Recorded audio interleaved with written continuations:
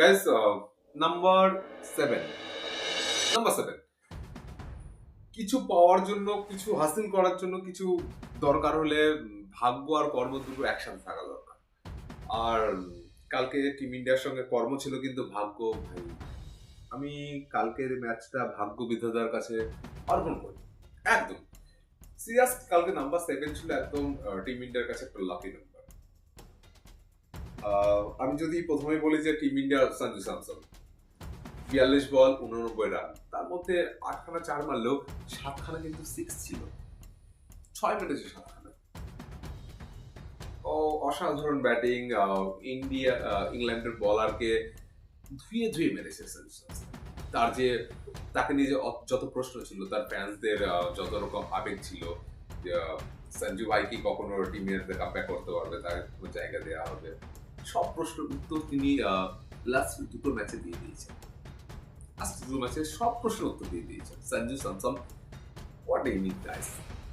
অভিষেক শর্মা, উনি তো constant flop হচ্ছেন। কোনো ম্যাচ উনার জন্য, এমন একটা ম্যাচ যায়নি যে উনার জন্য বেস্ট অফ বেস্ট ইনিংস দিতে পেরেছেন। জিম্বাবুয়ে হাফ সেঞ্চুরি করেছেন, কিন্তু খুব স্ট্রাগল করেছেন। সেখানে সবাই পারফর্ম করেছে।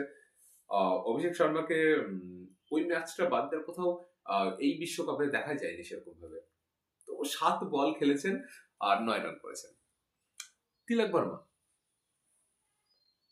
What innings! 3টে 6 মেরেছেন যদিও, কিন্তু 7 বলে 21 রান, অসাধারণ। জেকব বেথেল 105 রান করেছেন ইংল্যান্ডের। সুন্দর একটা ইনিংস। প্রতিটা মুহূর্ত মনে হচ্ছিল যেন ইন্ডিয়ার কাছ থেকে ম্যাচটা কেড়ে নেবেন। এই মুহূর্তে ইন্ডিয়ার কাছ থেকে ম্যাচটা কেড়ে নেবেন। প্রতিটা ওভার, প্রতিটা বল তার কাছে,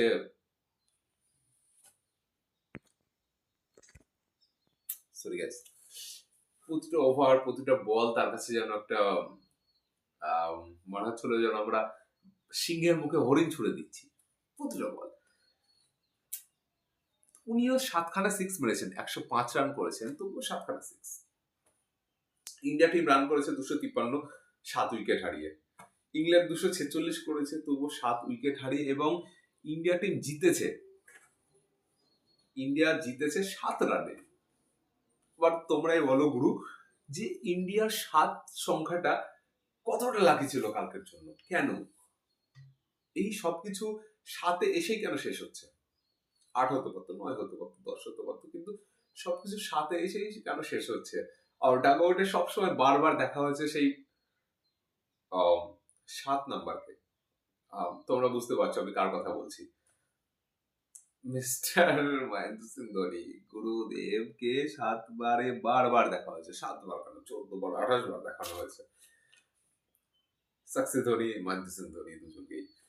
তো এই 7-এর সাথে কালকে কি সম্পর্ক ছিল এমন যে এই 7-এ এসেই সবকিছু শেষ হয়ে যাচ্ছিল?